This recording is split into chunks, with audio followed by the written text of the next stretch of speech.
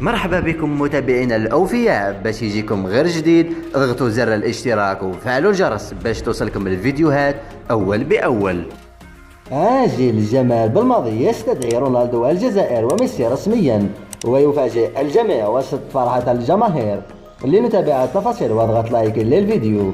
يهدف مدرب منتخب الجزائر جمال بالماضي للاستمرار في ضم أفضل المواهب المحترفة في أوروبا والاعتماد عليها في الاستحقاقات القادمة، إذ من المنتظر أن تلتحق أسماء جديدة أخرى بمنتخب الخضر بعد نهائيات كأس إفريقيا.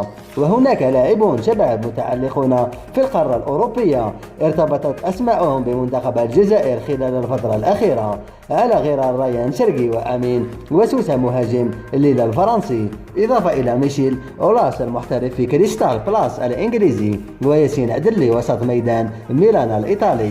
وأمس الثنائي ريان شرقي وأمين وسوسة من أبرز المرشحين للالتحاق بالمنتخب الجزائري خلال الفترة المقبلة، خصوصا مع التلميحات المتواصلة والمتعلقة بشأن مستقبلهما الدولي عبر مواقع التواصل الاجتماعي. وفي الأخير، إن كنت تريد فوز منتخب الجزائر في الاستحقاقات القادمة اضغط على لايك.